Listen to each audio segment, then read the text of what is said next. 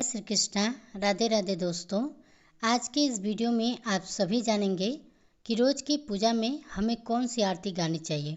और अगर आप लोग लड्डू गोपाल की सेवा करते हैं तब आपको रोज़ की पूजा के दौरान कौन सी आरती गानी चाहिए, क्योंकि हमारे घर में अनेक देवी देवता विराजमान होते हैं तो हमें सभी देवी देवता की आरती गाना तो संभव नहीं हो पाता, क्योंकि हमारे पास इतना अधिक समय नहीं होता। तो ऐसी स्थिति में कौन सी आरती हमें प्रतिदिन गानी चाहिए जिससे आपको पूजा पाठ का संपूर्ण फल प्राप्त हो सके। तो दोस्तों, आज की इस वीडियो में हम आपको इसके बारे में संपूर्ण जानकारी देने वाले हैं, तो वीडियो के अंत तक जरूर बने रहिएगा।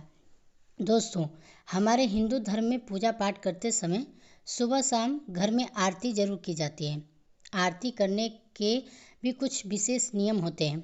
ऐसे में कौन सी आरती गाई जाए जो सभी भगवान के लिए हो, और प्रतिदिन आरती किस प्रकार से हमें करनी चाहिए जिससे कि भगवान खुश हो जाएं और हमें हमारे घर का वातावरण सकारात्मक और खुशियों से भर जाए। तो देखिए, कुछ लोगों को आरती करने के सही तरीके के बारे में नहीं पता होता, जिसके चलते उनके पूजा पाठ फलित नहीं होते।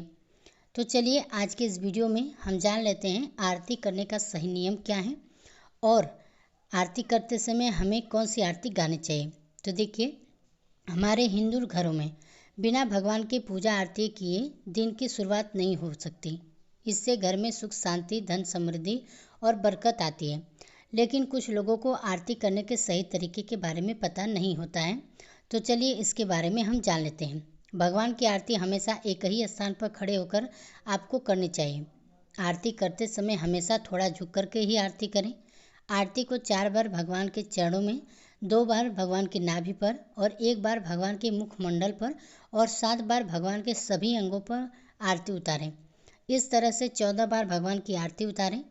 14 भुवन को भगवान की समाये होते हैं, उन तक आपका प्रणाम पहुँचता है। स्कंद पुराण में भी भगवान की आरती करने के संबंध में कुछ खास नियमों का जिक्र किया गया है। यदि कोई व्यक्ति मंत्र नहीं जानता है, पूजा पाठ की संपूर्ण विधि नहीं जानता है, लेकिन भगवान की हो रही आरती में भक्ति पूर्वक व श्रद्धा पूर्वक शामिल होकर अगर वह आरती करता है तो उसकी पूजा भगवान को स्वीकार हो जाती है। शास्त्रों में भगवान विष्णु जी के द्वारा कहा गया है कि जो व्यक्ति घी के दीपक से भगवान की आरती करता है उसे कोटि कल्पों तक स्वर्ग लोक में स्थान प्राप्त होता है।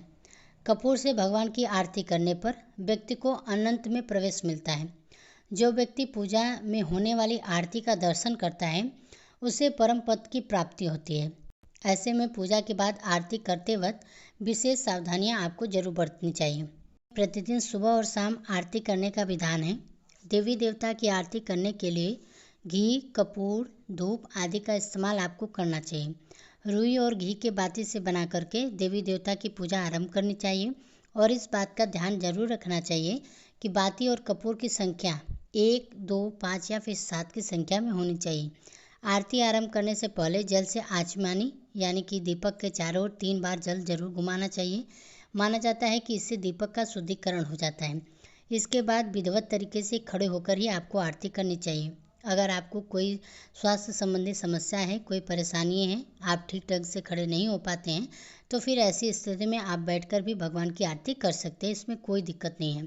सभी देवताओं की आरती करने के बाद जल से आचमन जरूर करें। इसके लिए दीपक को रखकर पुष्प से या फिर पूजा वाले चम्मच में थोड़ा सा जल लेकर दीपक के चारों ओर घुमा दें और जल धरती पर छोड़ दें। इसके बाद भगवान की पूजा आरती के दौरान भूल चूक के लिए माफ़ी जरूर मांगें, और फिर आप अपने और अपने पूरे परिवार के सदस्यों को आरती जरूर दीजिएगा। मान्यता है कि पूरी शक्ति इसी ज्योत में समा जाती है भगवान की, और जो व्यक्ति अपने हाथों से आरती लेकर अपने माथे पर लगाता है वह भगवान का आशीष पाता है।